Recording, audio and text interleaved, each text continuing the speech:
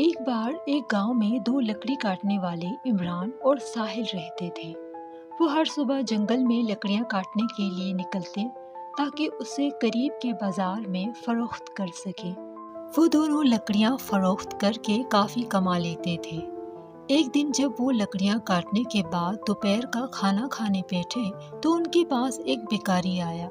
بھکاری بہت دبلا پتلا اور تھکا ہوا تھا اور بہت بھوکا تھا۔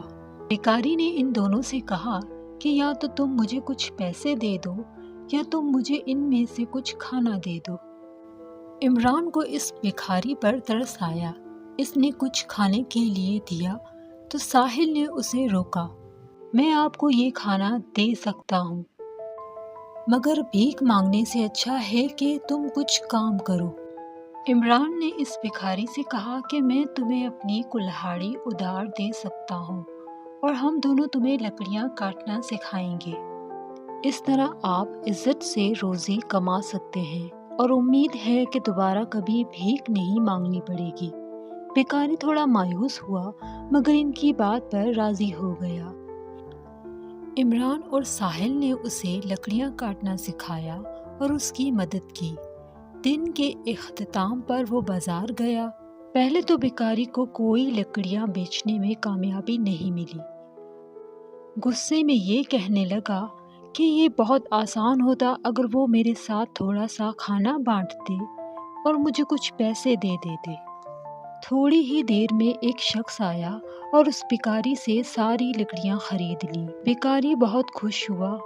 وہ فخر سے عمران اور ساحل کے پاس گیا تاکہ انہیں اپنی کامیابی دکھا سکے۔ ساحل اس بھکاری کو ایک دکان پر لے گیا اور اس کی کمائی ہوئی رقم سے ایک بالکل نئی کلاڑی خریدی۔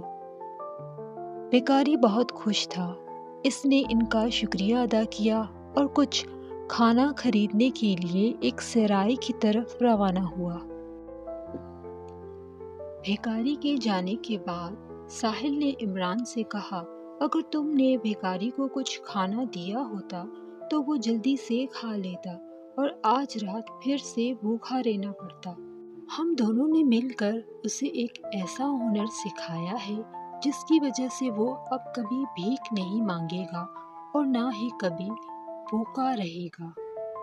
ایک مشہور کہاوت ہے، انہیں مچھلی مت دو بلکہ مچھلی پکڑنے کا ہنر سکھاؤ۔